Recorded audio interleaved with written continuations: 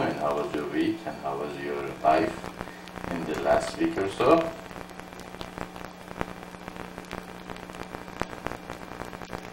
Fine, to be honest. Okay. And how do you like the page? Were you able to open the page I sent you? Yes, I have been able to open them. I am writing to you about that. Is one liking to you? He's writing to you. Alright, okay. Alright, so, and how do you like the new look of the website? You're writing to me about that too. I think it's a good idea. Maybe we have to choose another color which is less dark, because this one seems to be black. When you display a white page, the frames seems to be black. Yeah, but no, I'm talking about the website right now, the one I put everything in one page, instead of having to scroll to go down to see the rest of the page. The one that I made, I know. Yeah, he's saying the frame looks. I know, but I'm not talking about the frame one. The one that is online right now.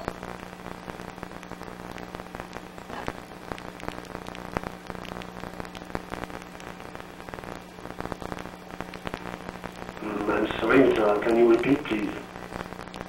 I'm asking, how do you like the web page that it is online right now? Not the one I sent you, but the one that you can see when you're on internet.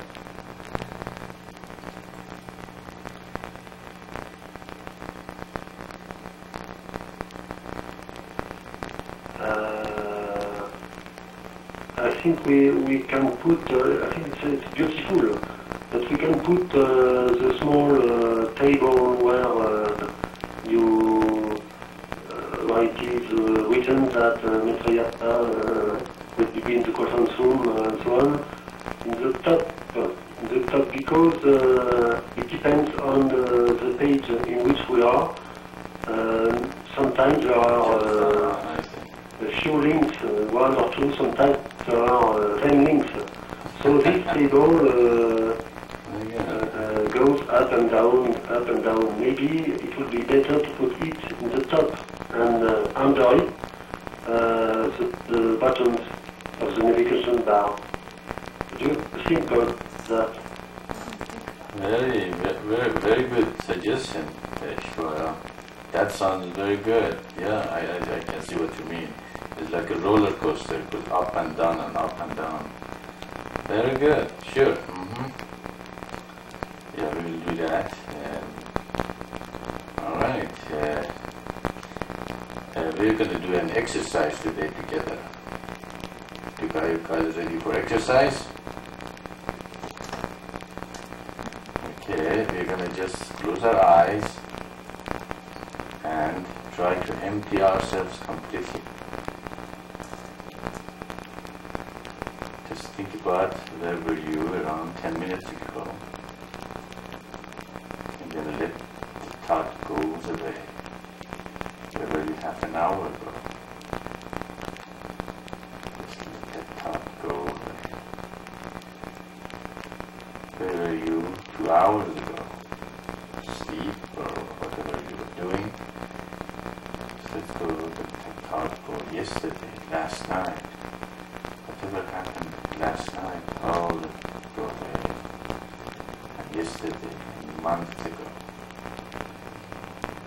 Let all the past go away, just melt away. Any emotion, any disappointment, any feeling, anything in the past that affected you, bothered you, or made you unhappy, just let them just all fade away. As you are here and now, in this moment, empty yourselves. And then think about the future. What are the things to do after the satsang? An hour later, or 10 hours later, or tomorrow, or a year from now. 10 years from now, or in the future, them all go away. Just empty them up. Any thought you had for the sad song that you were going to ask or listen or receive, let them all go away. Just empty yourself like a vessel. Be empty cups. I am an empty cup, and let God come through me. So be an empty cup, so let me fill it up with the Word of God. Be here now, empty, as I am.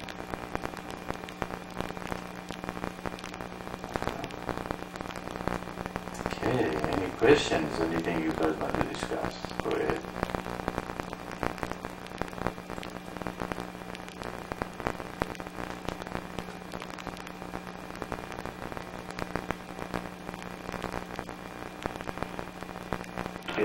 Yeah, I got a question. Go ahead, Shwara.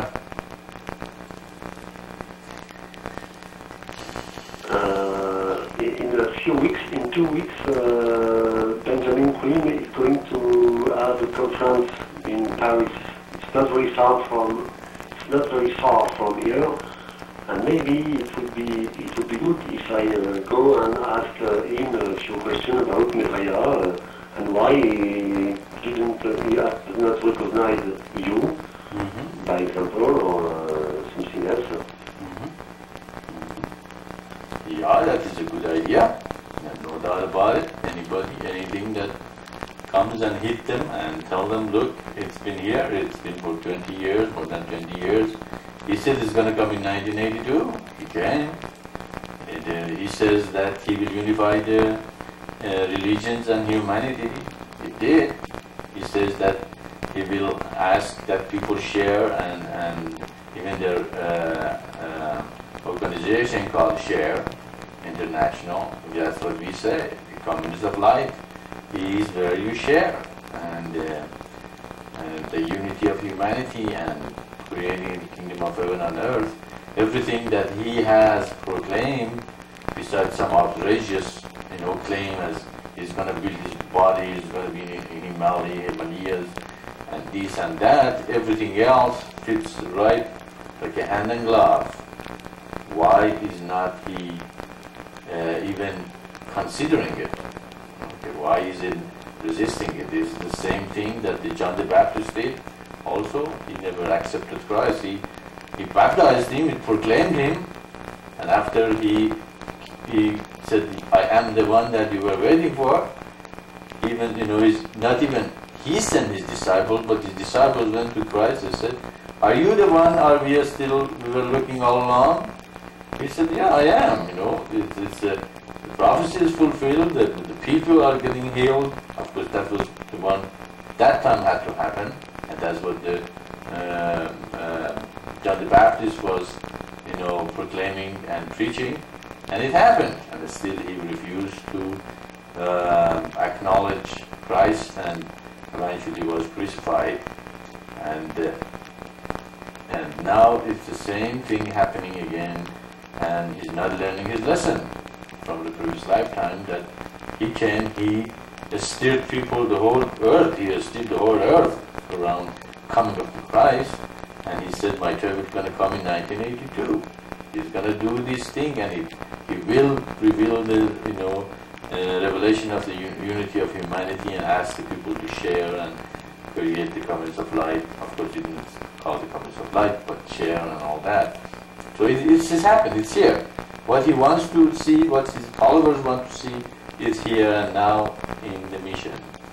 So he has to be hit with as many people as possible. Sure, go ahead and explain to him why he should accept this. He had to stop drinking and start meditating and doing exercise and get his brain in the right place.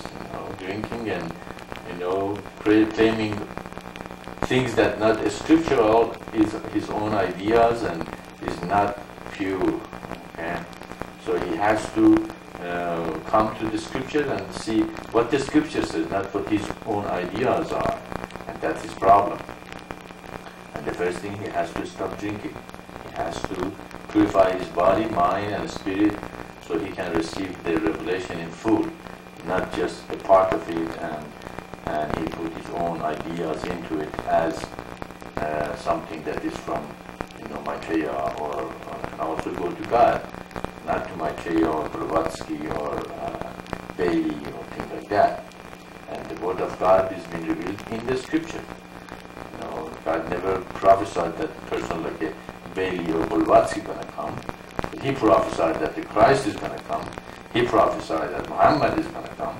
He prophesied that Moses and all of the great prophets are going to come. So we have to listen to the things that God said will come, not to the people who do not have the full revelation and manifestation of God. And if we listen to the people who are not the full manifestation, then we will be confused, and we will bring the half-baked or half part of the truth and say, here's the truth. And a lot of people might follow you, but that doesn't mean a thing. Like number in the word of in the eyes of God are not the measure of the revelation of the truth. So if you can convey this message to him and let him realize that he has to learn his lesson this lifetime, I hope. Apparently he is a good soul, he's a high soul. That's why God chose him, to always predict and reveal the coming of the Messiah.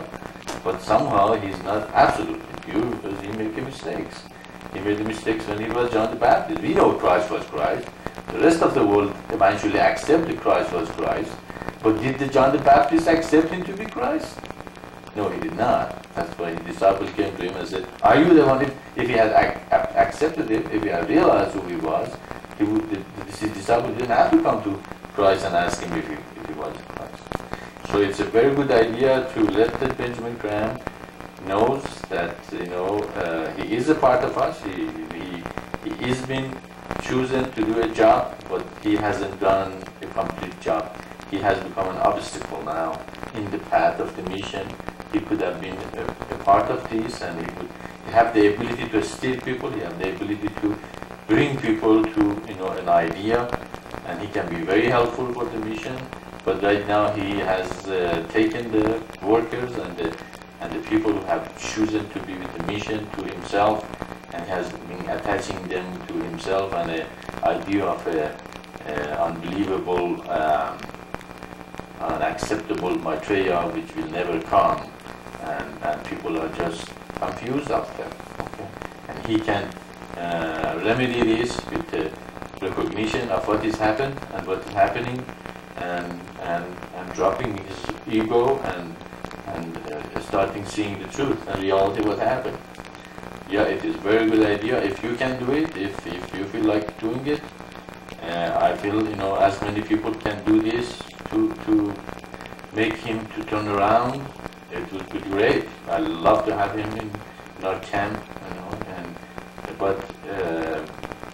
and Benjamin Graham without ego and purified.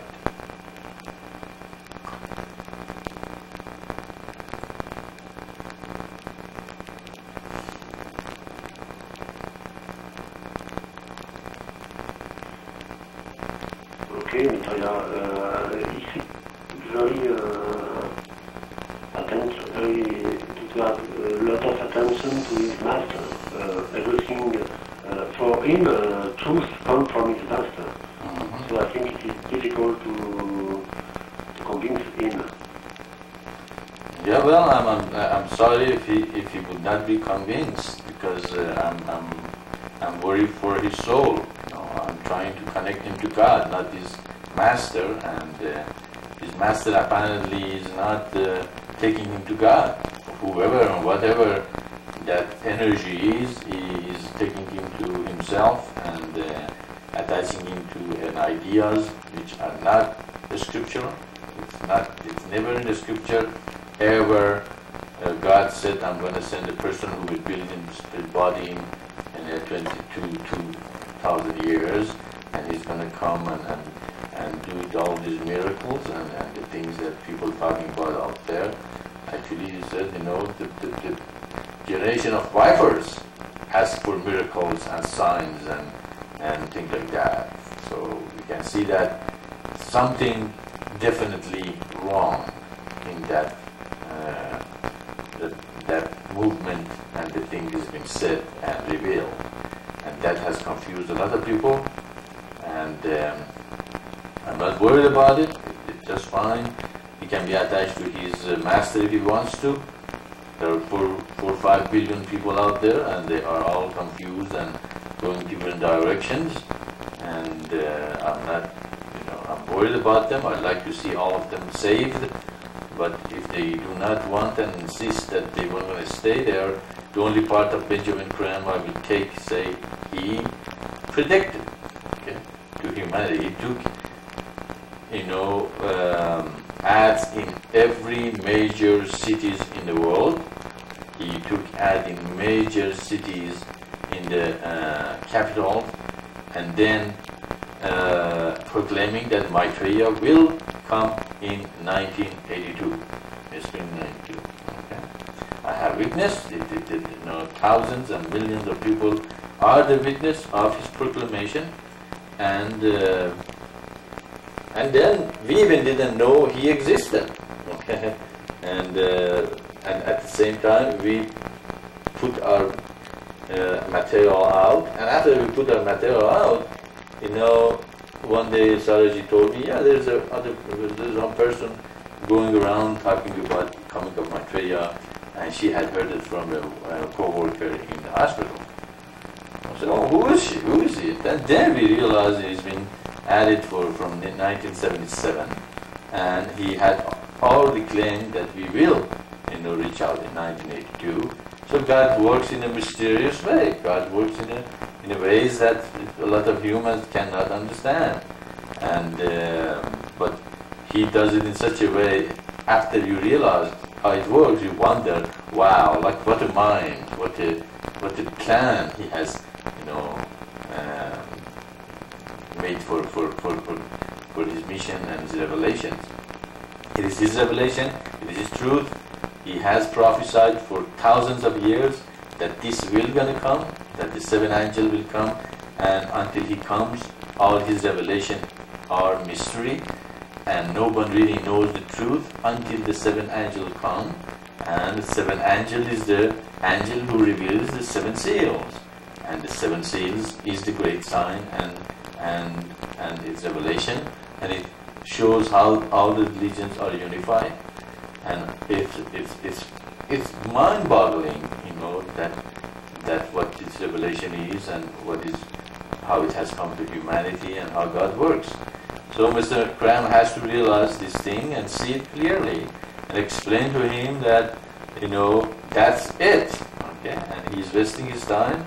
He's wasting other people's time and energy and resources for ideas that is not been prophesied to come. It is not been said that's going to come the way he said it's going to come, and there is no 7th seal in his revelation. But basically, what we aspire to accomplish is exactly what he says he wants. He wants a unified world. He wants people share. He wants peace on earth. He wants that the justice come, and that things will come. Okay, with the eternal divine path, with our revelation, with realizing that each religion is a part of a greater truth, and on and on and on. It was incredible, but that these people do not see this wonderful thing which has come to humanity, and we have to hammer this truth into humanity again and again and again and again.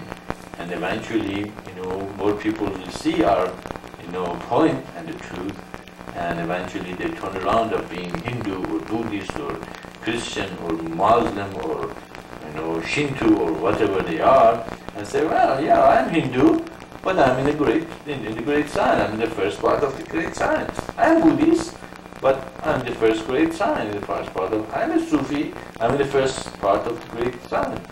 I'm a Kabbalist or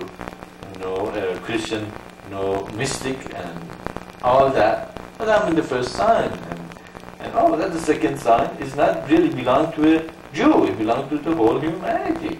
I am Jew, but I was chosen as setting up the truth about the commonest of light.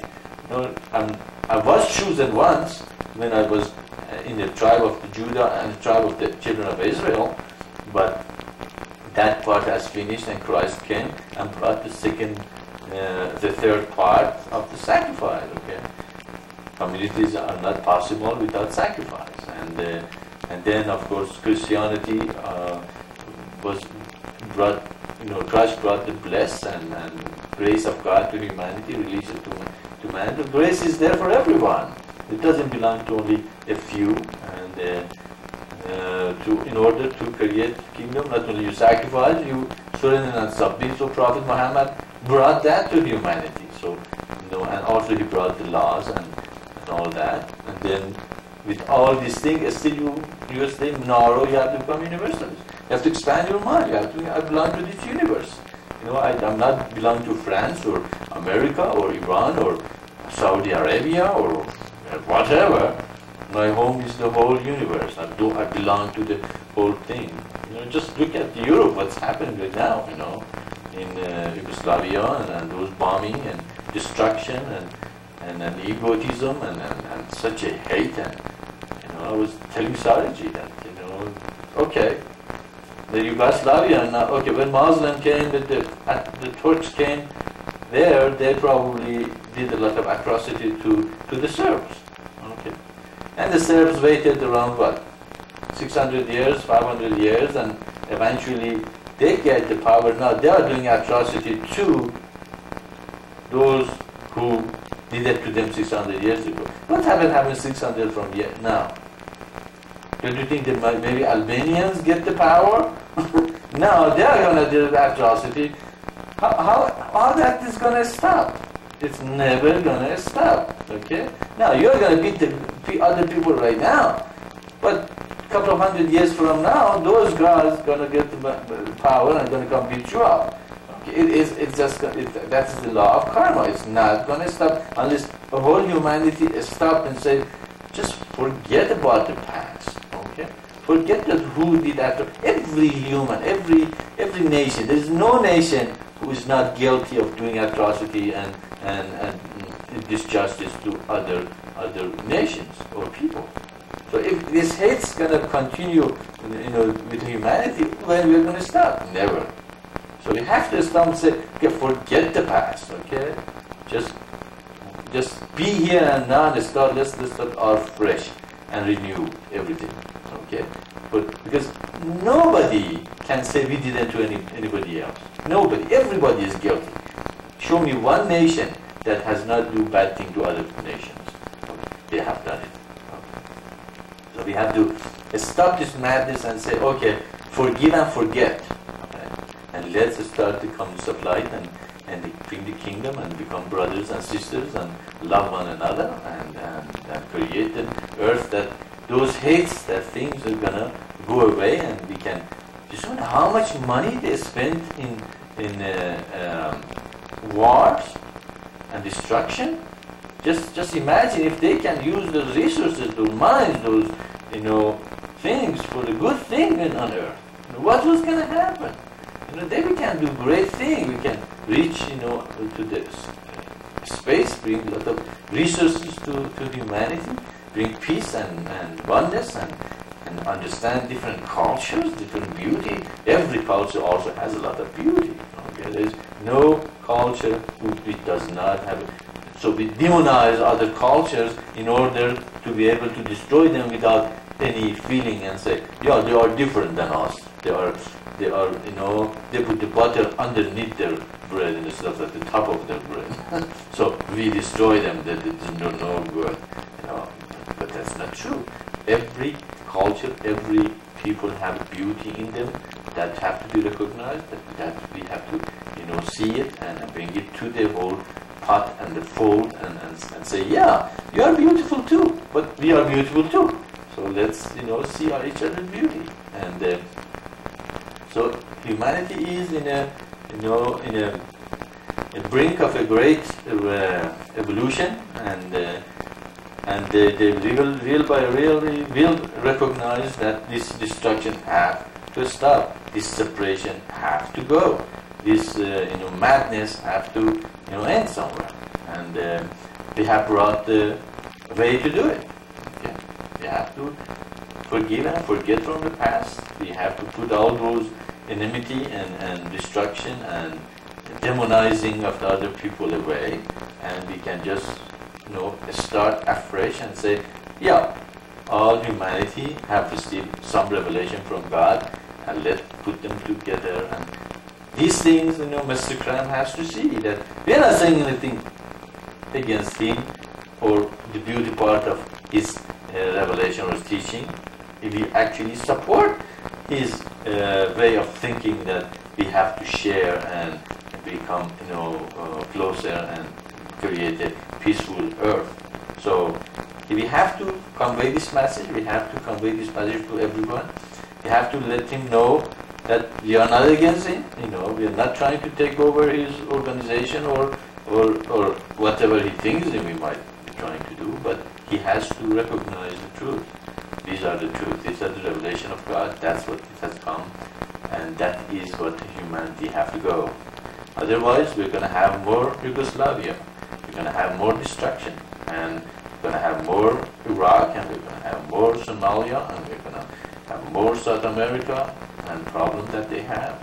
And how are they going to stop? It will never stop. Okay? Because destructive hate, and the hate begets hate, and eventually it comes back and destroy the person who hates.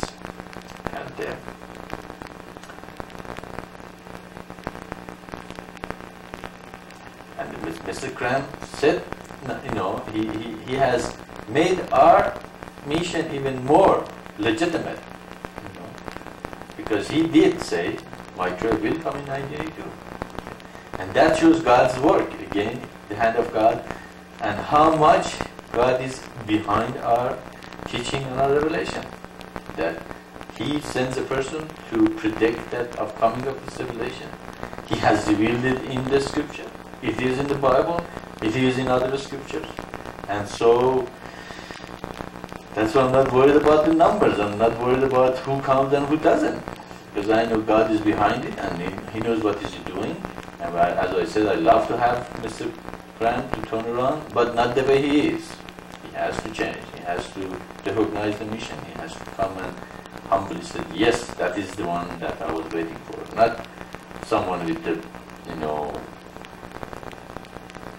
built body of whatever he thinks, he has built his body from and all that. That will not happen.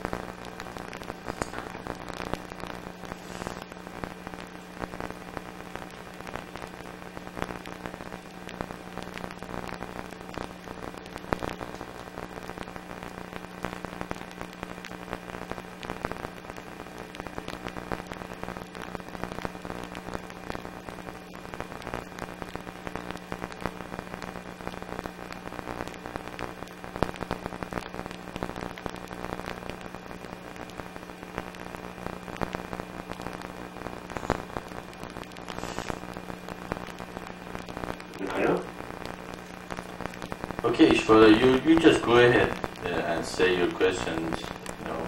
Go ahead. Yes, you said in the song I am reading, we have nothing to do with the hierarchy in Tibet. We have our own hierarchy, God and his angels. What can you say about the hierarchy? Okay, the question is that in the satsang I say we have nothing to do with the hierarchy. So we have our own hierarchy. In the Tibet we have our own hierarchy, and the head is God. And you want to know about the hierarchy we have?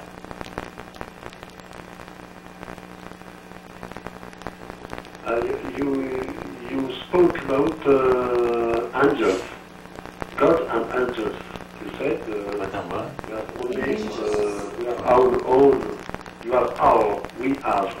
own hierarchy, God and his angels. Okay. Can you explain, please? Sure. Sure, Ishvara. Yeah. Remember when the creation was created, okay, it was God and the creation, and which had gone out of hand. And then God said in the spirit to the creation, which was chaos, and eventually there was light, and which was the first begotten Son, which was the Spirit of God who has gone through the eternal divine path and returned back to God. And God said that, and there was light. So the first begotten Son was reached pure consciousness, and he became the head of the hierarchy on the universe. And so the real hierarchy is God, first begotten Son, and the rest of those who help the process of creation of comers of light and the following of the eternal divine path and bring the kingdom of heaven on earth and the universe.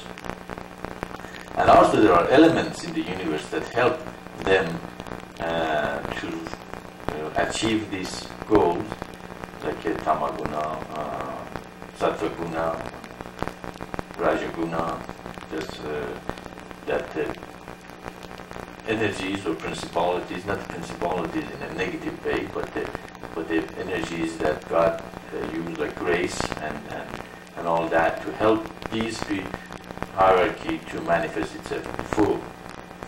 So this is our hierarchy.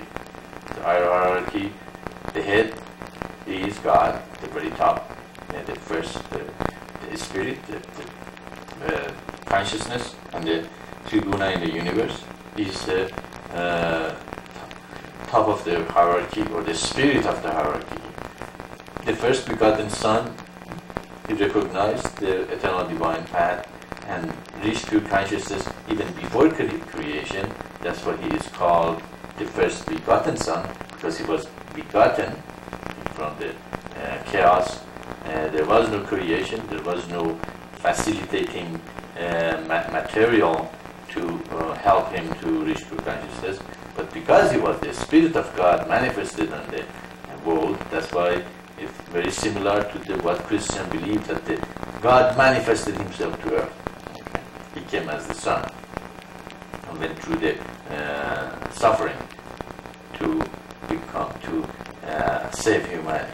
So really the truth happens that the Spirit of God really came to man, not after creation, but even before creation. In the chaos, he came as the first begotten Son, and he recognized the eternal divine path. He reached the pure consciousness. He became the first to be begotten from that chaos. That's why he came as the first teacher after the creation as Adam. He came, as many different prophets and fulfilled many prophecies and brought many revelations to humanity. And eventually, now it has revealed that all those just a part of the great sign and great revelation. So our hierarchy is that body. Our hierarchy is the people, as we said last week, they have been chosen from the foundation of this creation. They have reached pure consciousness in previous creation maybe, and now when they come to earth, they have no other ambition or plan but to do the work of God. And they recognize the work of God by realizing that this work is absolutely same as the Word of God. There is nothing unscriptural about our teaching, our revelation, our mission. Okay, there's nothing to say that you cannot find in the scriptures. So that's why you know them, you know this revelation by knowing this. It's exactly the Word of God. God said the seventh seal is going to be open. There is going to be a seventh seal. God said there is a first begotten Son. There is going to be, a unifying revelation come when the seventh angel comes. And all those things shows that this is from God, and those who have chosen to do the work of God will be attracted to it. Okay. We will put our effort to reach them, but they so already moved.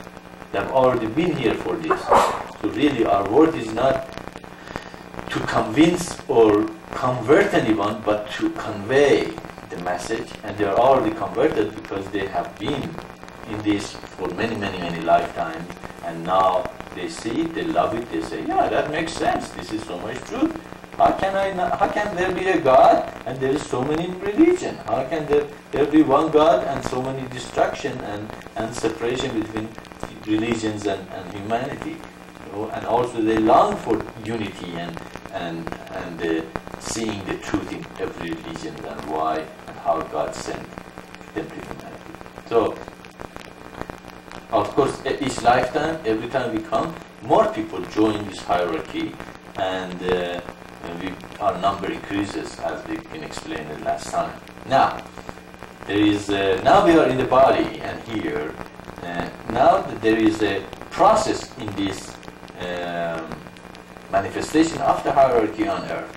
Right now, we are calling the facilitating bodies, okay? Those who have come to earth to facilitate the manifestation of the hierarchy from the comings of light. But you don't have the comings of light, okay? Now what we're going to do, we have to call those people that can help to create the comings of light to come forward and join us. That is why make this mission so much harder. If it was only a revelation that I say, okay, just go meditate and you're going to be okay, don't worry about it, that would be easy, okay? Whoever meditates thinks it's a part of this mission, and they don't have to do anything, and they just can meditate and feel good, and that's the end of it. But we don't have that luxury. We have to call the facilitating body. Facilitating body will be created as a body in the mission.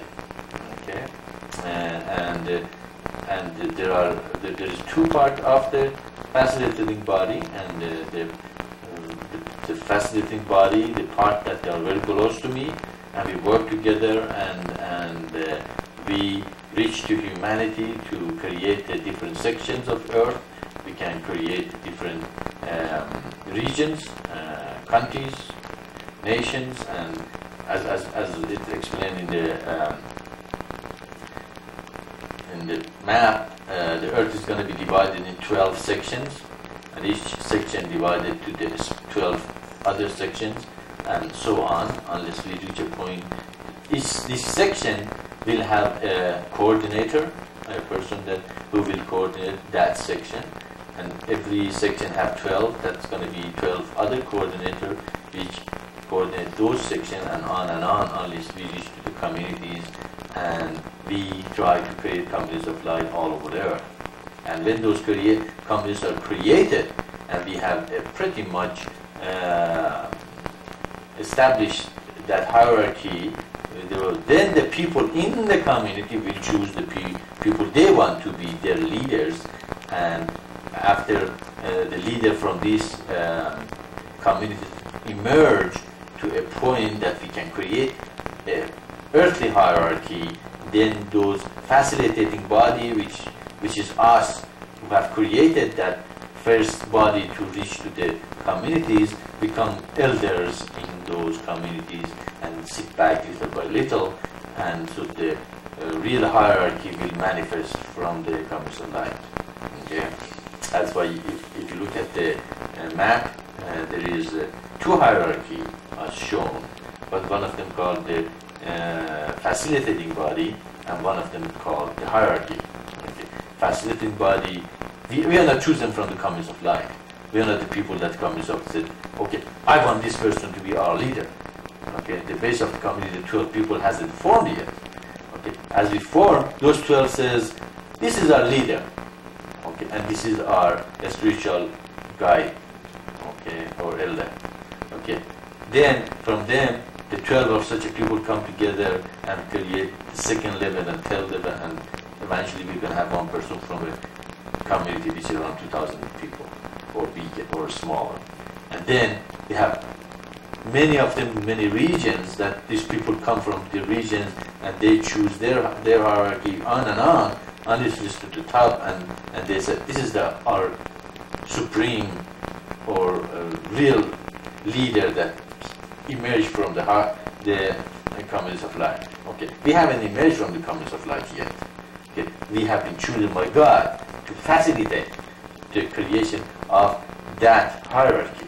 Okay, so we are called the facilitating body. So we are a hierarchy, but we are the hierarchy of God. We are the hierarchy of the Spirit of God. And we are the facilitating to reach to the community, and then from the community this real earthly community will emerge. Hopefully the leaders who emerge at the top of that earthly hierarchy also are connected to God. Okay? That is why, as we said many times, it is so important that the leaders to be connected to God. Otherwise, everything falls apart because the ego comes in and people become narrow, and just like what's happening in Europe again. You know, what's his name? Milosevic? Milosevic region is only Serbs. Nobody else is important or good. You know, that's why he demonizes other people, and he gives himself the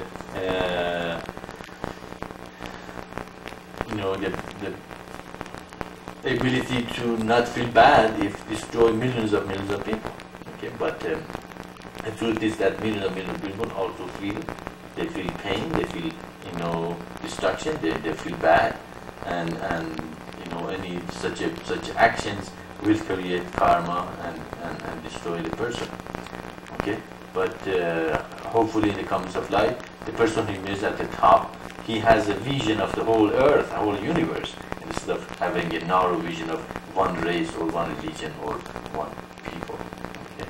So when that hierarchy moves, the facilitating body become an advisor, they become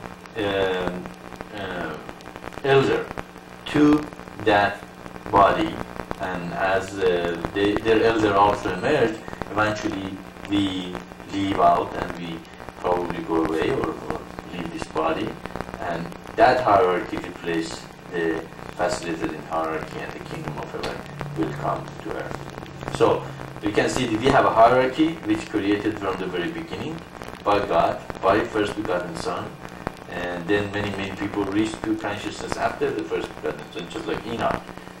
God took him. If you see in the Bible, it says such a person lived for such a long time, and he died, and he died, and he died. When reached to Enoch, what happened? God took him. Suddenly he didn't die anymore. He took him. What happened to Enoch? He reached to consciousness. Okay? And then as more people reach to consciousness, the hierarchy formed in a greater degree. Now we have a lot of people in that hierarchy, and that's what God called them, my chosen people. Okay?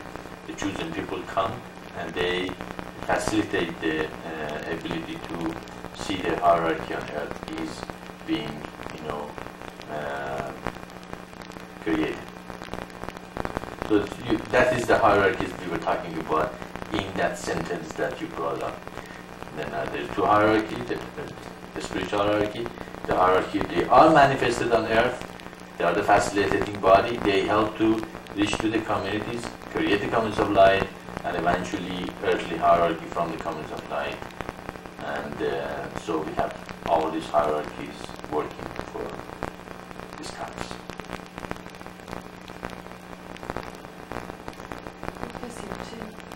Radha has come. Yes, yeah. Okay, let's see. Okay, I hope I answered your question. If you have any follow-up, go ahead. And how are you doing, Radha? Are you doing okay?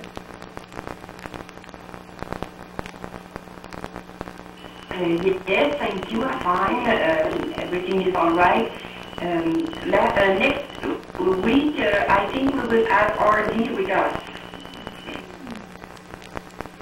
That's always nice to hear and see that our members are still, with us, and we would love to have him in the conference. And I hope they can get their computer also going and join us. It's not a really difficult thing to do.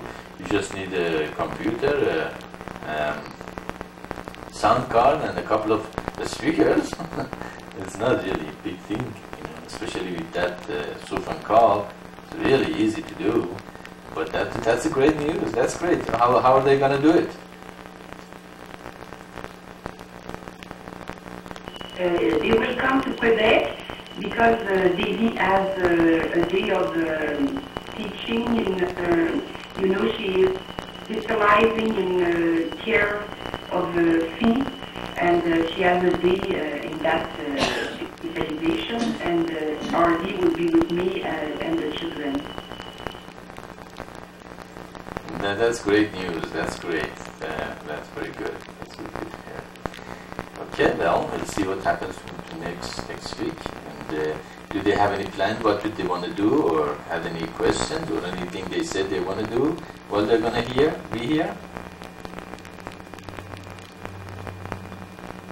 You mean for the feast, for the next feast? No, when they're coming next week to the conference. Yes, RD will be here at my house in Quebec with me, and I don't think Daisy will be there because she has a seminar, I think, but RD will be with me, yes, here. Well, I hope we can hear his children's voice and how they are doing. Do they speak English, or they speak only French?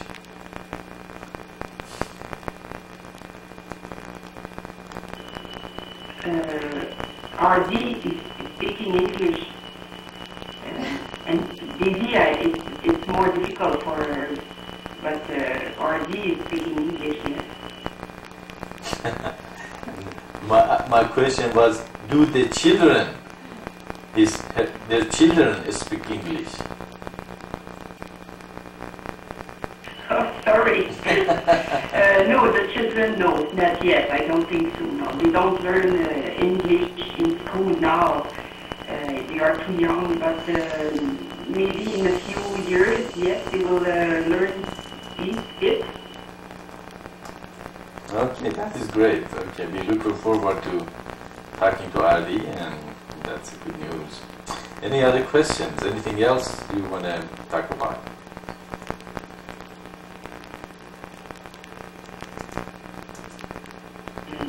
Can I say something about the announcement of the feast? I am translating it, and I saw two little difference, two small mistakes in the announcement. The first one is the feast is not ending on the 29th, but on the 30th of September, because the third feast is the only convocation, so you have to add one day. And the second one is you put October instead of September in some place. Maybe you can check it. Okay, do you want to open it? Yeah, we always love to have your input about these details that we miss in the website or the announcement or whatever we do. You're very, very good in picking up those things, and we always appreciate your input and finding those mistakes that we make.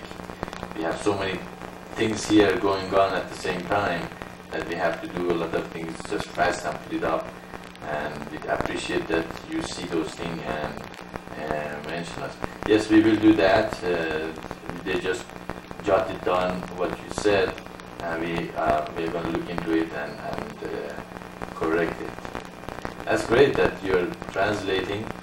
We have a little problem with our printer right now, and we haven't been able to print the announcements, the hard copy to send out. Hopefully this week we're going to get on with the printer and print them out, and that's good that you saw those problems. Maybe that was the printer wasn't working because we had the problem and nobody noticed it.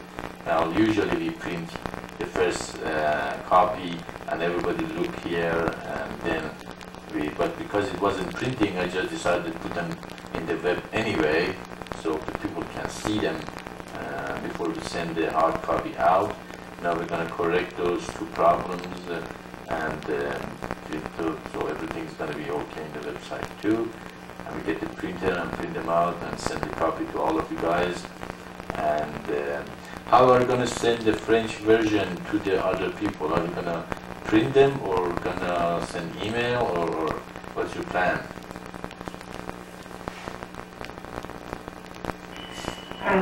Really, I don't have plan because I don't have many people in French to send the announcements. I don't have a big list. I don't know what to do with that. One of the things you might ask the people you have in your list if they would like to have some hard copy available so they can distribute it in our area and give it to the friends or the relative or people they not know, or just put it in the restaurants, in the places that people allow to put this kind of announcements and just leave it there. Who knows? You never know. Maybe an elect sees it and get inspired, just like the way you were attracted to come to Ma's lecture and how Ishwara was attracted to go to our website and be connected to us. So you might consider probably, ask them if they want to distribute some of the hard copy for the fees. What do you think about that? What do you think about that? Yes, it's a good idea. Okay, I will try to do that. To send to the list, I have about 10 persons in French, and try to find some place where I can put the announcement. But I will add it print in my office. No problem. I will print it in my office and maybe make a recto verso copy and fold it, and it will be nice like that. Okay. Yeah, that would be great. Even, Ishwara, you might consider, find people they might like to distribute, or, or if you can find some places to put the announcement in French or whatever avenue we might reach to as many people as we could. That's the whole idea, to reach to as many as we could, and eventually we attract more people and we peacefully teach them about these teachings, and the more people learn from it, as we said, we are not a revolutionary people and we are not cults. We are evolutionary people. Human is evolving to a new consciousness, and we are not going to force them to follow us. That is revolution. When you suddenly change the thing to a new system or a new view of thinking, and revolutions usually don't last very long because you haven't changed people's mind and understanding and their attitudes. So we can see after revolution usually that the nation falls back to their past and very little changes. Okay? And because the humanity or the people who follow the revolutionary ideas, it's not most of the people, but it is very few people who they grab the power and force other people just to follow what they believe or the way they think. Evolutionary is the people evolve. More people understand it, they realize it, they like it, they join it, and eventually they evolve to a new way of thinking without bloodshed or revolution or destruction. And that's what our mission is about, is evolutionary process. We have to reach as many people, we have to change as many minds as we can, we have to expand the consciousness to see that God is everything. There is no separation. Any separation, anything separates a man from another man is from ego. It's not from God. God does not separate because God is everything. How can he separate anything from himself? No, he can't.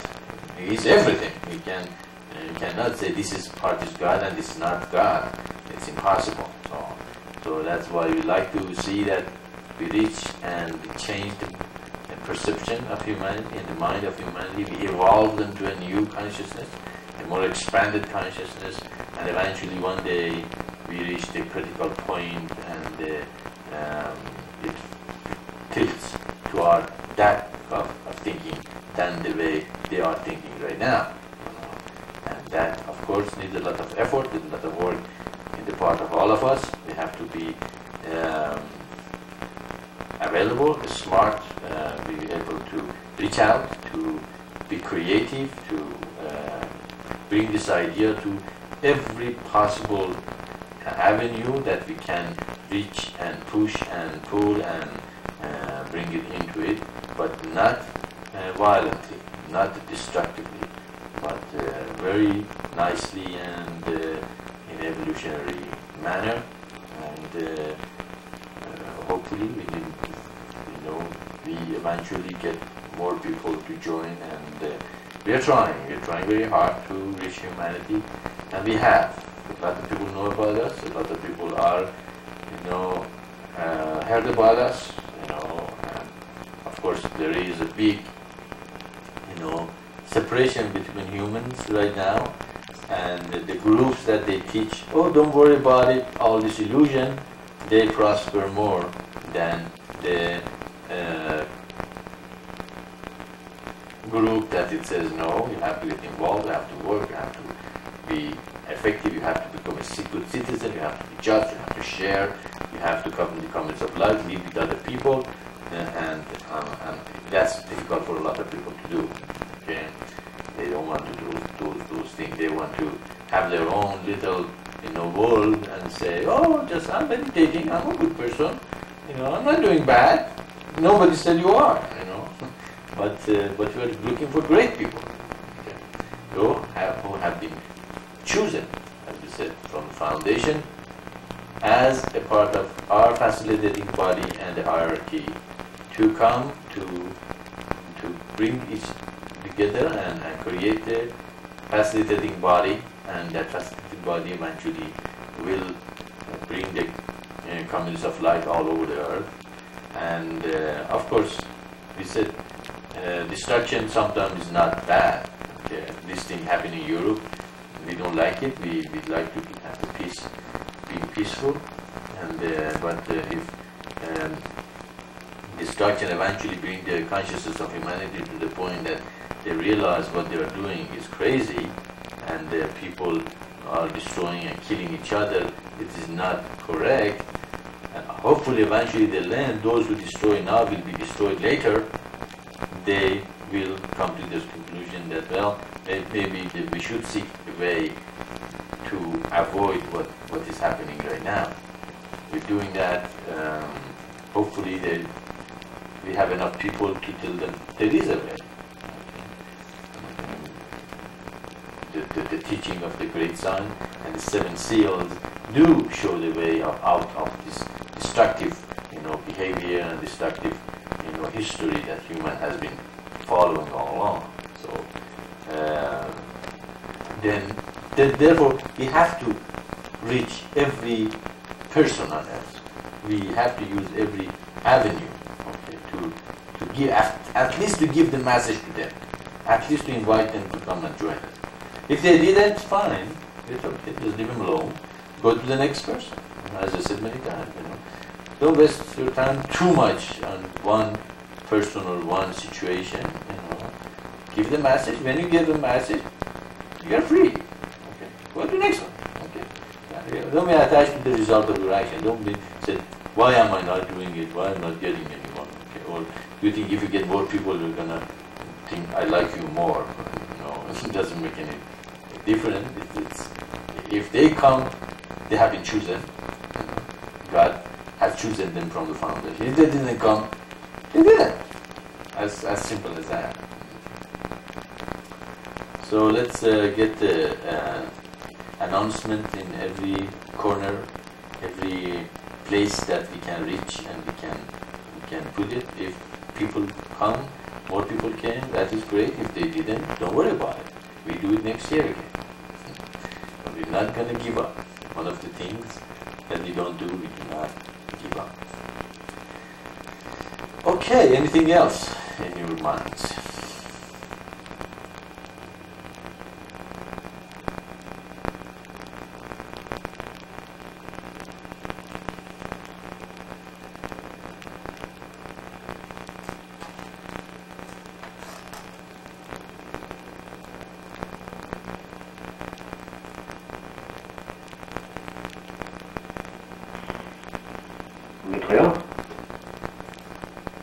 Yeah, go ahead, Ishvara.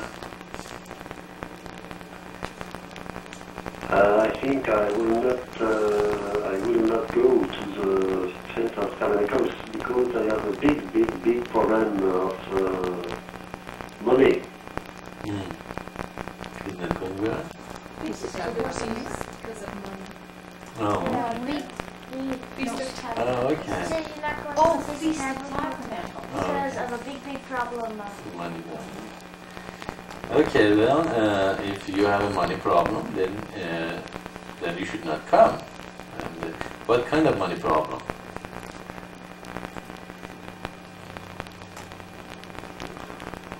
As I have now a new house, the loyer. Can you translate for that, please? Loyer, I don't know the English word. Le loyer. Is 1400 francs plus cher qu'avant, ce qui fait que je suis surendetté. Tu peux dire ça? C'est pas la peine d'insister beaucoup là-dessus, mais juste pour le dire, quoi. It is renting, I think. You know, the place where he stays, he has to pay each month, and now he moved, and it's more expensive than before. Sure, Well, the only thing I can help you with, I can tell you, you don't have to pay for their fees. But I don't think the people in airport, or the people who have to buy the ticket, thing like that, they will help you very much in that one. But the only thing I can very well say, okay, you don't have to pay that. How much is it? $250? $350? Maybe I don't have to pay that $350. It what? Okay, whatever it is, so we can say just, if you really want to come, you don't have to pay for that part, for the fees. But if you cannot, then maybe you can, just have the fees where you are.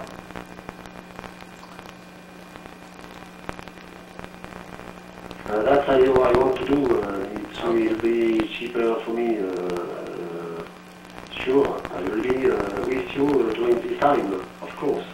But sure in France too. Yeah. Well, actually, coming to the fees should not become a burden on you or your financial situation. You should come only if you have an extra money and you can do it to come here. You should not bring a burden to yourself, to your family, or to anybody close to you.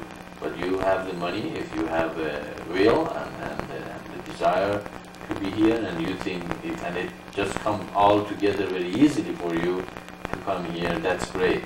But if you have a struggle for it to come here, then you should not come and stay where you are. God is there with you. He's not, any specific place. God is everywhere, and so He is with you as much as He will be with you here. It's nice to come here. It's beautiful to see people from the mission to come and join us and see greater number in the feast. It's always good to have a greater and larger number. There's more grace, there's more interaction and all that. But if that means that the burden on you, then it doesn't worth it. Just stay where you are and save your money for other things. But you can be connected to our satsangs again, and who knows, maybe even connect to the lectures. Some of the lectures that are good. You might connect there. So you're almost here, and with the internet, it really amazingly make it possible for everyone to be together without putting that much burden on anyone. So don't worry about it. Just stay where you are and keep your head above the water, and don't let your financial problem run you to unhappiness, because physiological and safety needs is a part of human happiness. Of course, we are not our body, we are not our emotions, we are not our needs, but having minimum or be able to stay in society afloat is important as well. So we don't want to put an extra burden on you or anyone. If you can make it, come. If you don't worry about it. You connect through internet. How about that?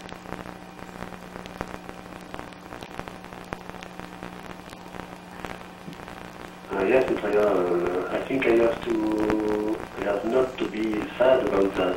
This is the endeavor I have to do. Mm-hmm. Okay. That is right, Ishvara. That's correct. That is the way it is. That is the way you have to follow it. And no, you should not be sad. You always should be happy. Actually, the other day, Isaac came to me and he was sad. He was saying, he had a hard day. His computer wasn't working. His school, he didn't have a good time, and he was very sad. And I just opened my mail, and there was a fake $1 million paper in it. And I told Isaac, we won't have $1 million. And he said, oh no, really? Yes. I said, yeah, I applied and we won $1 million. And he got that paper and said, oh yeah, it is $1 million. He became so happy and started jumping around and said, we are rich. And of course, after 5-10 minutes, he realized, he went out and showed it to Ma and Kyosha, I think it was somebody. And she told him, no, it's a fake. And he came back again sad. I said, look, Isaac, weren't you happy last 10 minutes? He said, yes, I was. I said, look, see, that happiness is within you. It has nothing to do with your computer, with your work, with your school. So find that happiness. It has nothing to do with the external world. Of course, you got happy because of $1 million. I told you that I won. But that happiness wasn't $1 million. That unhappiness wasn't the school. That happiness is something within you. Okay? So you have to find that happiness and say, I am happy no matter what in the external world. If you are happy and unhappy with what happened externally to you, then you haven't known yourself yet. And you have to come to conclusion. I know it's not easy, it's hard sometimes, that whatever happened outside of you should not affect that at least deep happiness. You might look unhappy outside, or you might look, outside, but inside you always have to have that happiness and trust on God, and that all will be well at the end. So you can see that happiness is within us, and we should never become unhappy what happened externally. We have to be smart to do, but of course we have to plan and make the mission and God number one in our life. In our physical, mental, spiritual journey, we have to plan. For example, you might start planning for next year, okay? And then watch your finances in a way that when the fees come next year, you say, okay, I'm going to start from now. Well, you have actually 2 years, because really fees is what? 6 months, 7, 8 months from now? And you have 8 months now and 12 months next year, so you have 20 months to accumulate enough finances to be able to come to the feast if you want to, or use the money to buy another computer or a better software or better things that it may help you in the mission and in your quest to spread the mission out and people. So you might make your financial situation also in such a way that mission and God become number one, and you plan in such a way you can help out as much as you can in any way you could. And what was the answer to your post in news groups? The one you sent me about the mission? As you open the channel?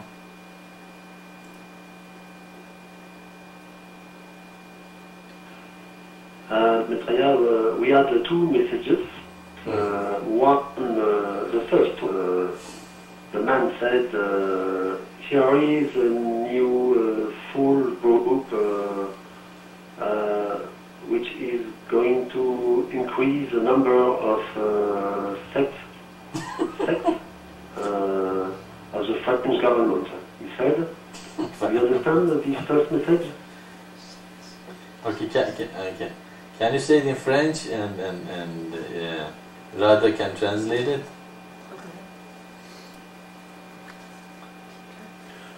Yes, voilà, le premier message, le gars disait que nous étions un nouveau groupe de Barjo, je ne sais pas comment on dit Barjo en anglais, et qu'on agrandissait la liste des retraites en France, au gouvernement français.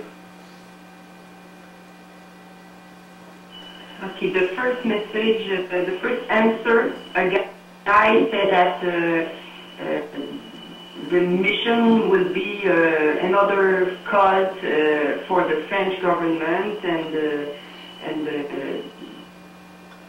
it was not very kind. What? Kind. Yes. So what's the second one? What is the second one?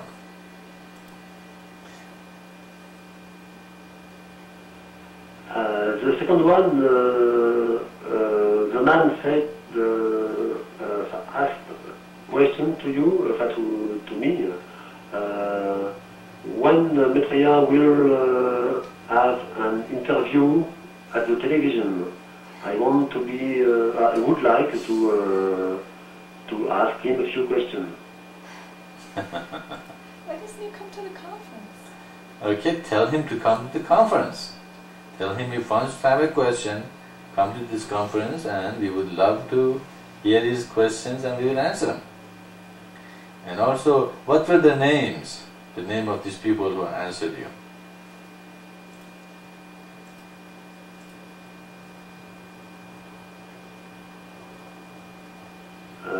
I can't remember the first name, but the second is 4 characters. It's not a name, it's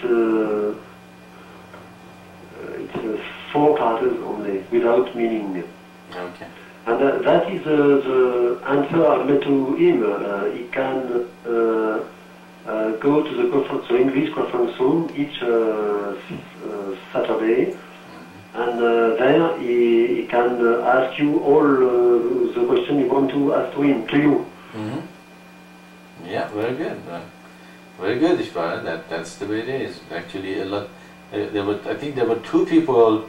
They sent me email and they said they want to interview me, and if you can set a time, I say, why don't you come to the conference room and you can ask your interview there, and the other people might have some input too. You know, when you had questions, and none of them answered me anymore. And apparently they don't want to have me, you know, in a kind of a situation. A lot of people are witnessing what they're asking or what they're, you know, they want to know. The reason I asked what their name was, because we had the discussions, Saraji was saying, to see if you know, people who are going to answer in French, they're going to be as rude as the people in English. And we was wondering if there is some people who were in English also came in French and came out and replying to you with the same names. What were their names, some of them, the people who answered us? It's a long time, huh? Sandy, Boatwright. Sandy, Boatwright. What was that? What was that one that Yankees? Yetis? Yankees, they called guy. He went by several names. Yeah, we had probably 8-10 people that they were pretty. Wait a sec, we just got disconnected. Okay, you want to connect again?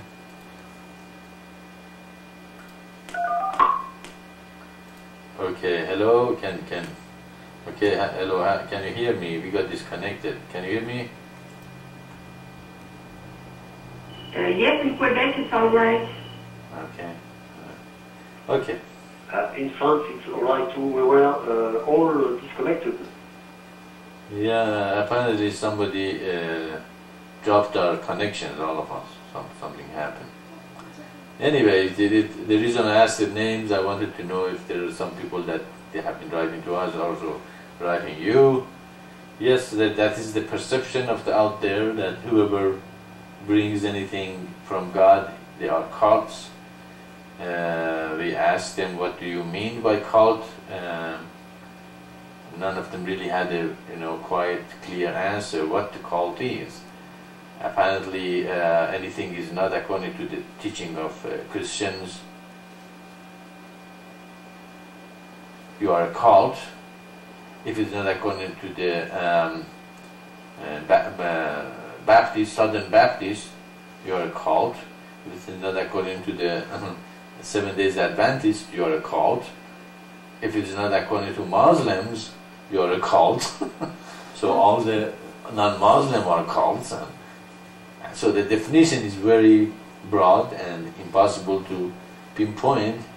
And I told them, well, the real definition of cult is the teaching that it does not connect you directly to God. Okay. He teaches you, something else that doesn't connect you to God directly. Okay. That is really the definition of cult. Cult means you connect people to yourselves. Okay. All the gurus, all the teachings, all the fathers, all the mullahs, all the rabbis, all the people out there that they connect people to themselves, they are cults. Okay. But Prophet Muhammad, Christ, those people, they did not connect people to themselves. Actually Christ said, why do you call me good? The only good is God. Okay. I'm not good. God is good. Okay. So he was teaching, go to God, don't come to me. And that is the definition of God. Therefore, because we connect you to God, because I don't connect you to myself, because I tell you guys, go to God directly, you have the ability to do that, we are not a cult. Okay? So it's impossible to call us a cult. We are not a cult, and they are making great mistake by calling us cult, and they miss the boat, miss the point of this teaching and this revelation. I don't need you guys to be connected to me. I need you guys to be connected to God and do the work of God. Okay? And become a part of Him and one with Him and direct to Him. That doesn't mean you should be disrespect to me because I don't connect you to God. But you don't have to also, create a cultist attitude toward the revealer. But the greater is the revelation. And if anything good about the revealer is because of the revelation and who is behind the revealer, the Spirit, which is God. So that is the manifestation of God on earth. The teaching is from God, and it's based on the prophecies and fulfillment that been foretold to come. So there is no way you can call such a movement or teaching a cult, and they're absolutely wrong. And sometimes it's impossible to convince them. They just will not be convinced. They are absolutely adamant to call anybody who doesn't think like them a cult. And but we have to reach. In English, I think we reached out to the people pretty good. I think we met them with our point. We gave them, our revelation. We taught them about the communists of light, the 7 seals, and actually after a while they start quoting us, and saying about. Actually, somebody would say, "What is the 7th seal? What are you talking about?" And we didn't have answered them. Somebody like Sandy would come and say, "Well, that is what these people say 7th seal is," and she got it. She was saying it exactly the way the 7 seals are, and so we did a good job. So don't be upset about the negativity you might receive, as I said many times. Just go on. We might still go back to internet after a while, after things cool down and the Spirit moves us. We can again go back and in English and get the new people that they have never heard about us. We hear from the mission, and so a lot of, probably millions of people have heard about the mission of Maitreya. They know. We get around 2 to 50 hits into our website. So we have reached out to a lot of people, and now we have reached in a greater degree. And still, if none of them happen, don't worry about it. The only thing is how you receive it. That is the most important part of your conviction. How you receive the revelation. How you felt when you received it. What part do you love about the mission and our teaching? okay, and create great faith within yourself.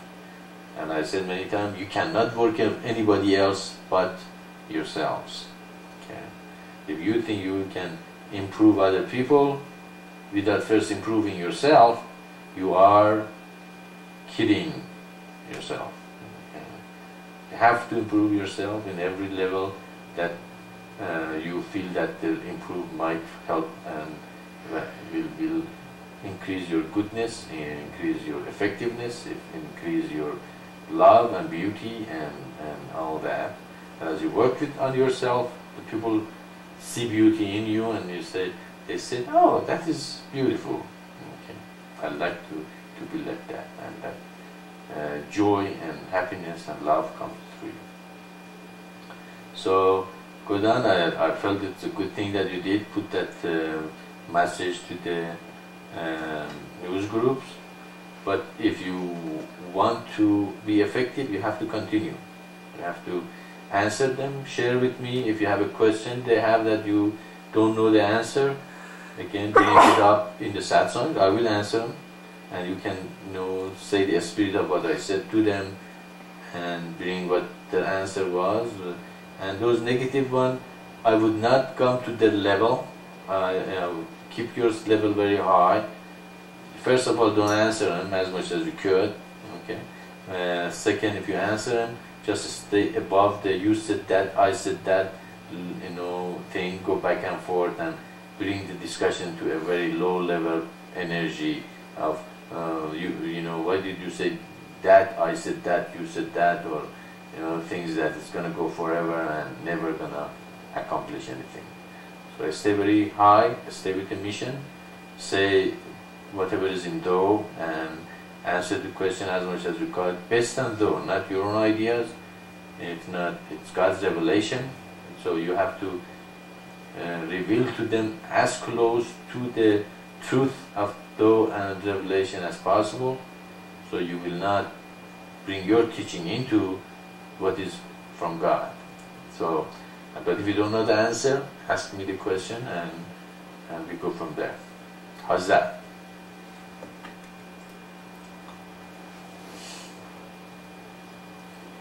Maitreya, 1 month before I went to Albuquerque, I was impressed by your answers in the news group. When you answer to people who are not very kind with you, you stayed very still and polite, and I was very, very impressed by that. And when we answer to somebody who is not good with us, we are not only answering to him, but to other people who are reading to us. Very, very, very true, very correct. Actually, as I said to people here in the mission, that there are a lot of people called lurkers. Apparently you were one of them. That they read our teaching, our thing. We do not write for the people who answer. You're correct. It's mostly for the people who do not participate as much, but they read the answers. And at the end, we give them to God. See, and that was a good thing to do. I left it to God. You read them, you liked them, and you picked up the energy, and we went for it. And that's what we are hoping it happens to everyone out there. The people who have been called for this mission, they pick up the energy, they love it, and they said, I want it. I don't want to force myself on anyone. I don't want to convert anyone. I want they convert themselves. And they say, yeah, it makes sense. God said that He will reveal these things, and these people saying things that is based on the scriptures, and it bring peace, unity, bring a wonderful earth to everyone, and I want to be part of it. So again, it goes very well with our teaching that you have been chosen from the foundation of the earth, of the creation. And if that's true, that then my work is very easy. I don't have to put too much work or energy on those. It works for all of us, it's easy. We have to say the truth, we They have to reveal the revelation. We have to give the mission out without getting, dogmatic about it or letting a mission become a burden on your work or wherever you are. But people see the light in you and say, that's beautiful. I like that light. I want to be part of it. Without even, mentioning, the mission. As I said, if you work on yourself, your light will betray you that you're a good person, that you're in a mission. So, and the people will love. And if people ask or didn't ask, or when you say to somebody, as I said, if they're chosen, then it just hit their heart. And they say, yes, I want to be a part of this. If it doesn't hit their heart, their heart is not ready. Okay. So go, continue with your life. All right, that's very good. Anything else out there or down here?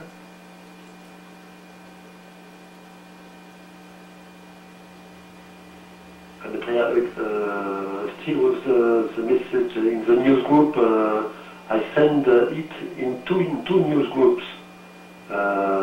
In one news group, there were 2 answers, and in the other one, 0 answers. No answer at all. I'm completely amazed with that because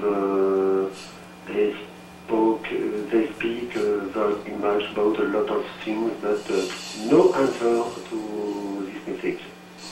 Well, if there's no answer, then push it again to see what you get. Don't give up that easily. Just do it again and again and again, and then answer the people who ask, especially the first people who answer you, answer them back. So start the discussion rolling. Don't give up. But if they didn't get the answer, well, post it again. Change the wording a little bit. Make it more attractive, more related to the topic that they are talking about. Which news group did you put them in, Faizi?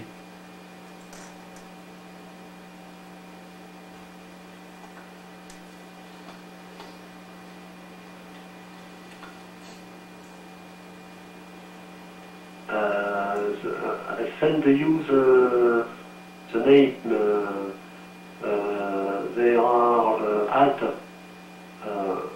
sr.religion. It's in French, sorry. The second one is sr.soc.religion.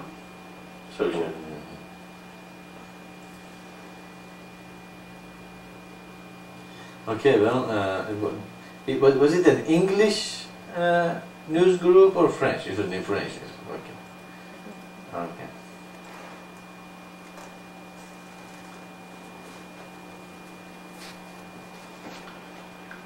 I send you I have sent to you in a letter this addresses. So okay. Maybe you are going to try to translate the answers with Babylon or Babelfish, something like that. What? Babylon. Okay. All right. You send it with the letter. Probably I missed that part. Okay. And what was the last sentence you said? Was it in French? We couldn't understand what it was.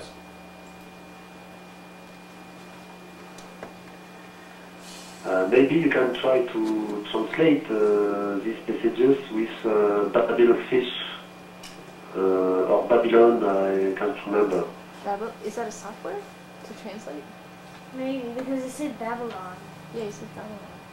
Sarah, I don't know what you are talking about. Can you explain a little bit? Yes.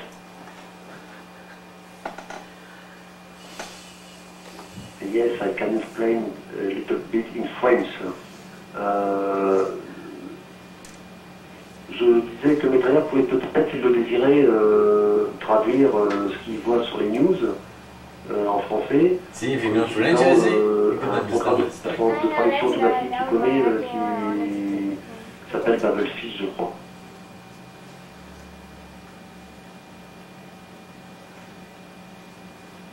Okay. Ishvara said that maybe you can try to translate from French to English through software that is called Babylon. Okay. Okay, I got him. Okay, I see. So I can translate it and see what was in the message. Okay. Well, no, I trust you. That's okay. You told us what is in it, and that's good enough for me. And apparently, mostly it was what is in the website, about the website that we reached to humanity in 1982. Now we are reaching to humanity in a greater degree with this website, right?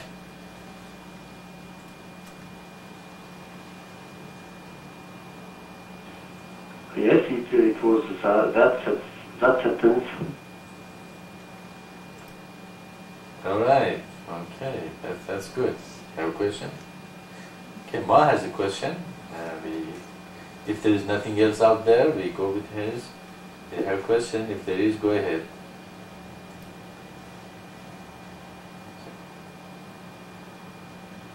Okay, go ahead, Ma. You talked about being converted today, and The higher. you talked about being converted today, and in some reading that I was doing in Tho just a couple of days ago, something hit me, and I wanted to bring it before you today and see if you would expand on it a little bit. It says, unless a person completely turns around from the illusion of this external world, be converted, and becomes pure and innocent as a little child, he cannot enter into heaven, kingdom of heaven within. Yeah. As remember, we said that there are those who have been chosen, or they have this pure consciousness in many lifetimes, or even in other creations, and they are already called for this mission, and we don't need to convert them. They already have their heart, set to come and join us without much of effort. Okay, but there are trillions of quadrillions and billions and millions of souls out there that they have not reached pure consciousness, and they have to be converted, or not converted really, but guided to convert themselves. Even in this sentence it says you have to turn around. Who's going to turn you around? Me, you, or someone else going to turn you around? No, you have to be turned around yourself. You are the person who turns around. Okay. So again, even here, also we will guide and we will try to show the way to them to come to pure consciousness. The person who is going to do it is the decision made by them to turn around and face God instead of facing the world and the illusion and Maya. So even in that part, you see, really we do not convert, but we show the way, and they decide to turn around from the worldly thing and convert themselves. So even in this, it says to be converted, that we are gonna, not that we are gonna convert them, but the decision they eventually make throughout many lifetimes, to a point that they realize this is just illusion. This is not going to end. It's just everything was cyclical, and if the cycle of even violence is called the cycle of violence. It means it's happened. Some people violate other people, and then later on those people get power and come violate these people, and these people get power, violate that people, and it goes back and forth. So this is a cyclical thing in this manifestation world. How do you break that cycle?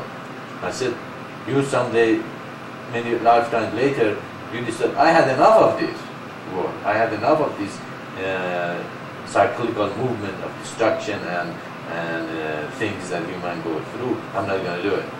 Then you turn around and from the worldly thing and you go to God, you are converted.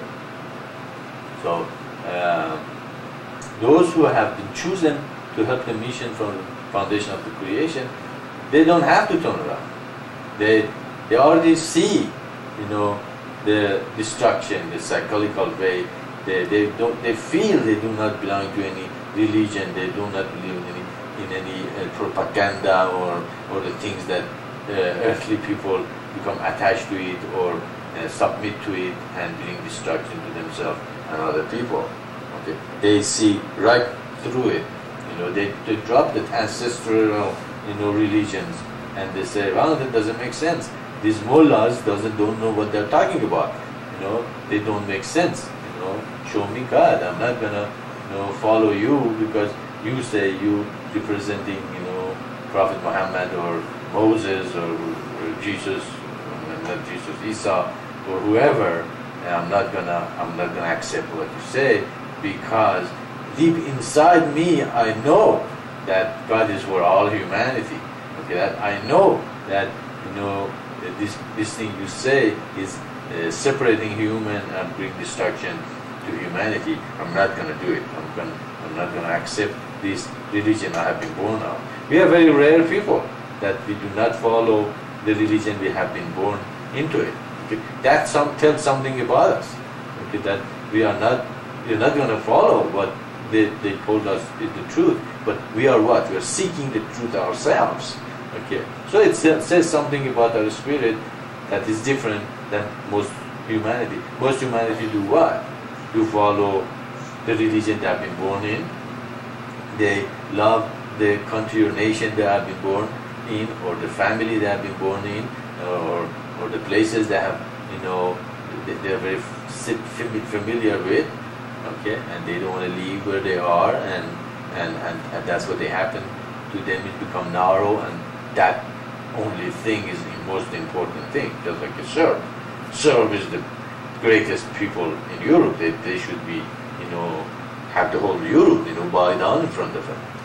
Okay, and or any race or things that narrows your mind shows that person is very narrow in spirit and in vision.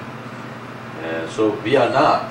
We said, no, I'm not going to accept Islam as the way they taught me. Our question was, well, show me God, I'll believe in Him. If I can see Him, I don't. Very simple.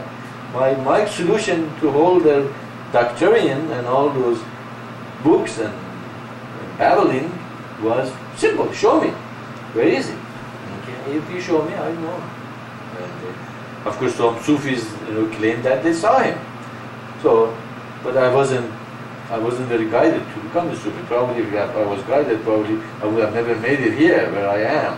I was probably meditating one of those Khanqah or places that the Sufis meditate and dance and chant, and probably I had seen God in that Sufi state and would have stayed Sufi for the rest of my life. And actually, as I said, that one of those places was 2 blocks from where I used to live. And I've passed many times, but I've never affected to go in or inquire anything about it.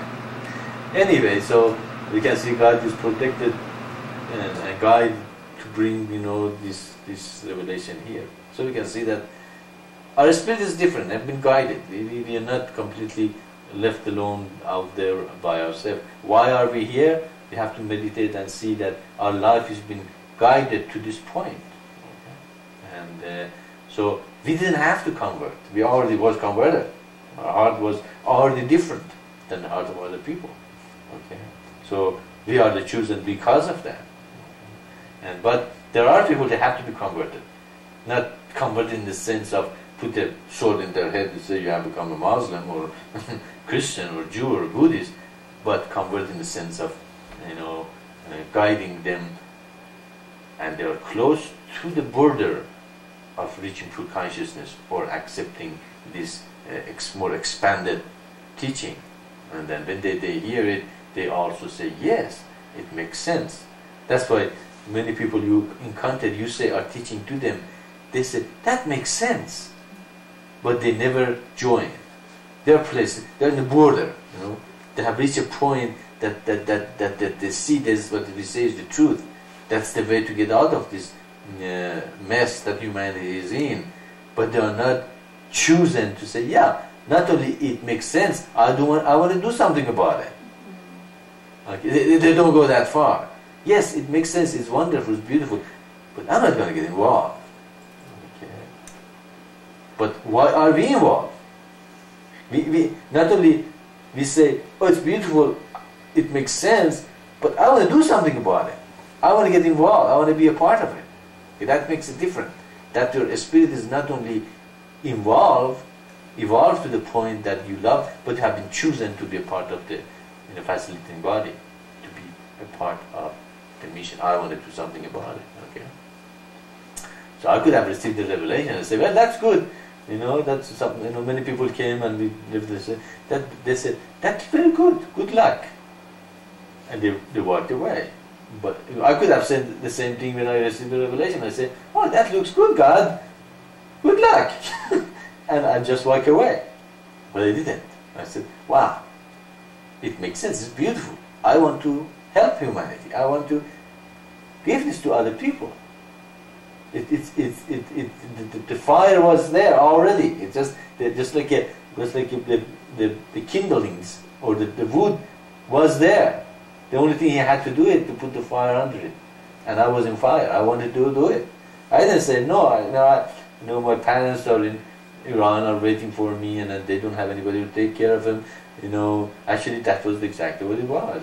My 3 sisters were married and were away, and my brother also left where they were.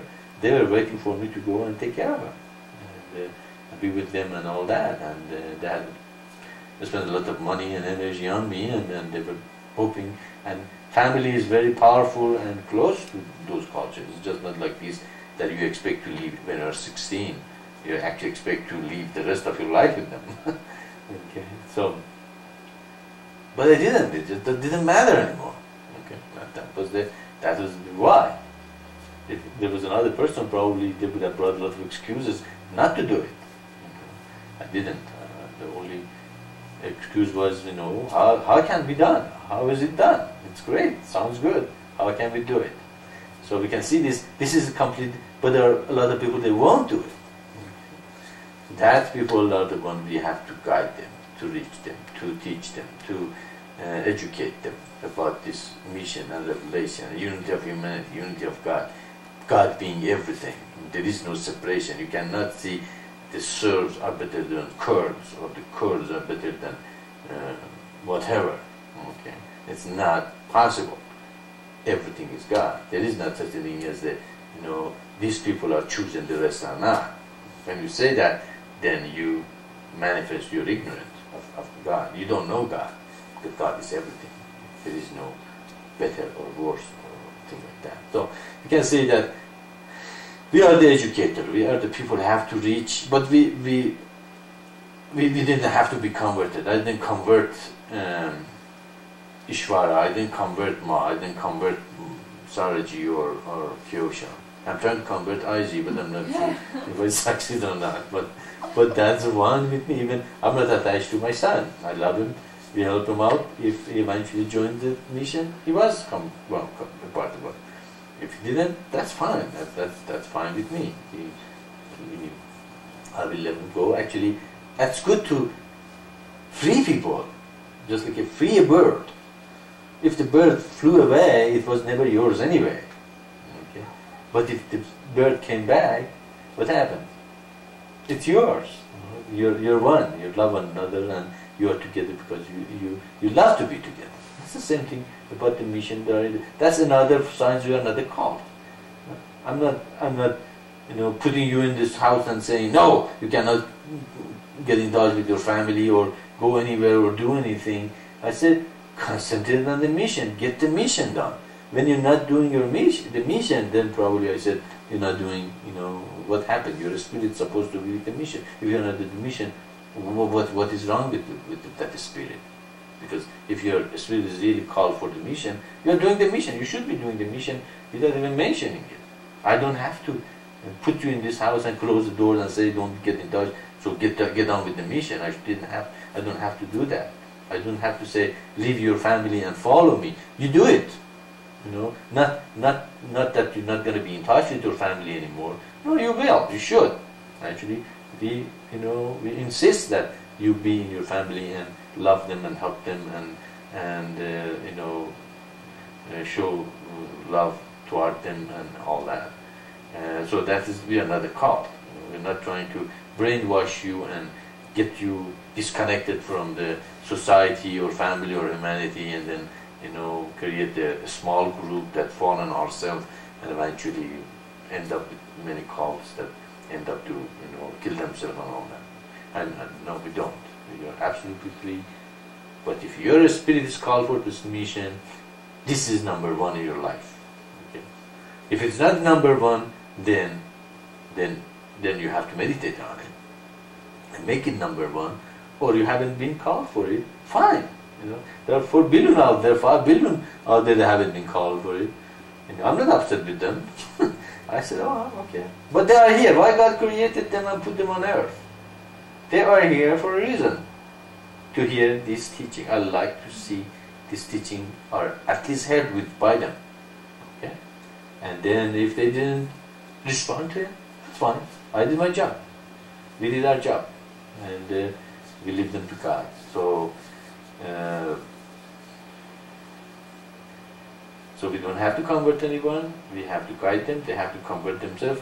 Those who have not reached to this point that to be the chosen people, they are the people who have to decide to turn around. Okay? They are going toward the world. They should say, no, I don't want the world. I want God. They turn around. That is when they convert themselves. That is the conversion. That is the real baptism. Actually, baptism means to turn around. And when you turn around and you forget the worldly thing and you turn around about face and you face God, then you are what? You truly are baptized. And you are then baptized with the Spirit. Of course, the Spirit of God is with us. This satsang is a baptism. The process of baptism. You are baptized with the Spirit. Okay? But you want to receive. You have turned around. You are facing God. You're sitting and facing me. Okay? You're baptized. Okay? But facing me. Yeah, you could be in a bar. You could be out there, in a restaurant. You could be doing a lot of things out there that a lot of people do, but you did not. You choose to be here. Did I force you to be here? Did I put a chain on your ankles and put you there? Okay. Conversion, what they did to the black people, they brought them from Africa and put the chain on their legs and made them do what they want them to do. That's called conversion. But if the blacks wanted to come here and help, would be conversion? Or forced? No, it would not be. They wanted to do it. They would come. Actually, probably some blacks did come here by themselves because they want to be in this country. Okay, and they were enslaved. So there is no force. There is no force in this mission, but understanding this basic truth. Okay, your spirit should be for the mission. Your spirit should be kindled, in the fire of God's realization and His truth. And if you want the truth, we have a lot of it. Okay, and then if you see the truth, then you have to do His will. That's His will. Creation of the community of light and kingdom of heaven on earth. Okay. Do you want a part of it? Then get on with it and do it. And even don't get on with it, that's fine. Don't get on with it. It's still, I'm not going to force you. It has to come from your spirit to do it. Did I answer the question? Yes. Do you have any follow-up? No? Okay. All right. Anything else? You're welcome.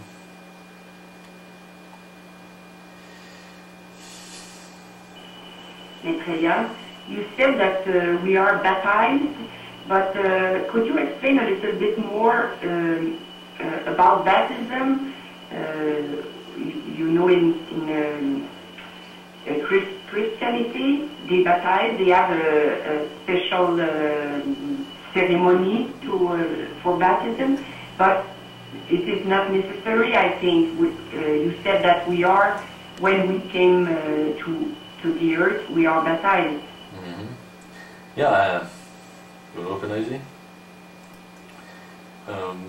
Exactly. Actually, if you read the Bible, it clearly says that John the Baptist told them that I baptize with water, but when Christ comes, He will baptize with the Spirit.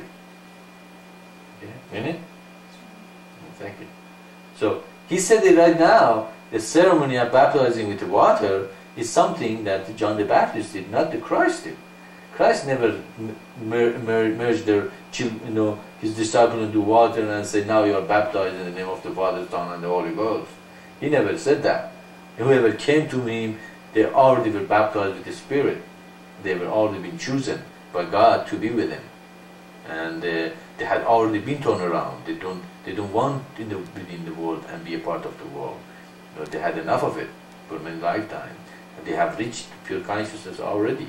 They had already, not if not pure consciousness, at least were close to it, the way that they didn't want to be part of the world anymore.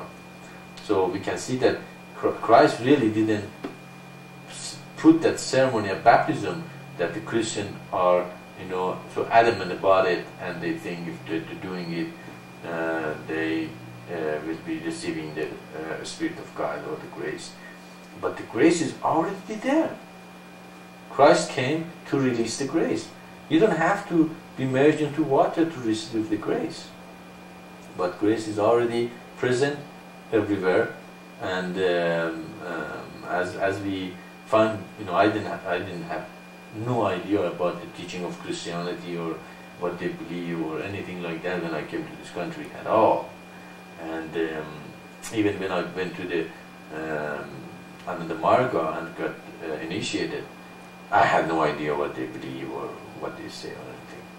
And the only time I started knowing it was when I picked up when I was in Mississippi, when I started teaching and getting involved with the community more and more, that I start, knowing about Christianity. And as I know now, most of the things that they believe is a lot of belief and dogmas, okay, and that they teach, and but they have been saved by the grace, and that's what they have been saved so far, and they have been blessed in every level, physically, mentally, and spiritually,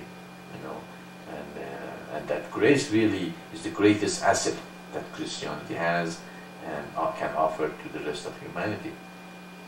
But a lot of our teaching has to be taken with the grain of salt and really thought about very deeply and see, did Christ really taught this? Did Christ really do this? Okay. And we find out that mostly of them are tradition, most of them are accepted without question. A lot of the beliefs has come from Paul, which was not Messiah. Christ was the Messiah, and Christ never taught the thing He did, and so we have to, just like Muslim, in Islam, there were a lot of things, that didn't make sense to me. Okay, it just was dogmas and beliefs and tradition. Okay, and what the Bible and God says about tradition, it says a foolish thing that man follows the tradition, and so we can see, the very Christmas idea of the Christmas, it's been condemned in Bible. It says about the trees, those who cut the trees and nail it on the ground, they are a foolish thing to do. But the whole thing, you have to really study and change your mind. I don't want to change your mind. I'm not trying to attack any, custom or any people or society. That's fine. They can keep the custom as much as they want. But if they really want, they have to think deeper about them and eventually say, yeah, this doesn't make sense. Okay? To cut the tree and put it in the thing, and all this thing, tradition or baptism. Christ never baptized. Christ never immersed anybody into water. John the Baptist did. And even John said, I baptize you with the water, but when Christ comes, He will baptize you with the Spirit. It means when Christ comes, it's going to end. We don't need it anymore. Okay? And you have to receive the Spirit, not the rituals of it, and receive the Spirit of God in a form of grace. And Christ called full of grace and knowledge, because He was what? Both Father and Mother. Mother is grace and the Father is knowledge. So He had both of them. And people who came to Him, they received His grace. Okay? He baptized them with the grace. And no, He never merged anyone into water. And they received the Spirit just by believing in Him. And believing that He is the Christ and He is the Messiah. He came to humanity, with a great teaching and great revelation. He was foretold to come. He was not a false teacher. He didn't claim to be a teacher, but He was revealed to be the Messiah. So all those things are a great realization that He is the only one we have to listen as the founder of Christianity, and relate everything the Christian do to see, did the Christ did that? Did the Christ taught that? If He did, then fine, I follow, and that is the word of God. If it's not, then I will reject and I say no, it is just a tradition and a belief, a dogma. So we can see that the baptism, the true baptism, is the turnaround. Okay, and you don't turn around without grace. It's the grace of God that you reach a point and you say, I will turn around. Okay, and you turn around means you are no longer looking at the world, but you're looking at God. You're turning inward to the face of God, and you're going toward Him instead of going toward the world. So that is the true baptism, the true real receiving of the grace and the Spirit, and that is the true Christian. If Christianity means receiving the grace and being baptized, that is what the baptism means. Okay? Does it make sense, or do you have any follow-up?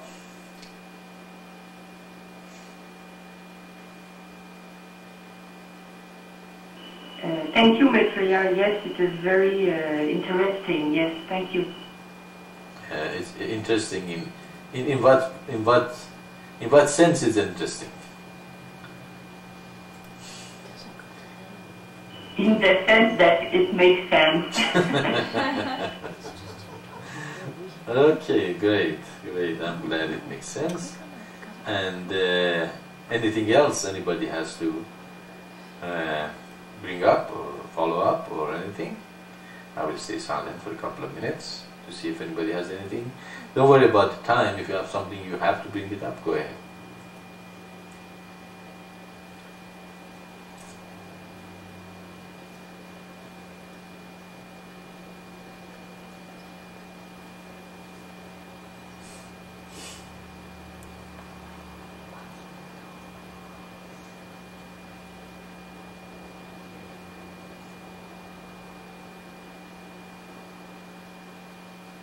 Okay, open the camera.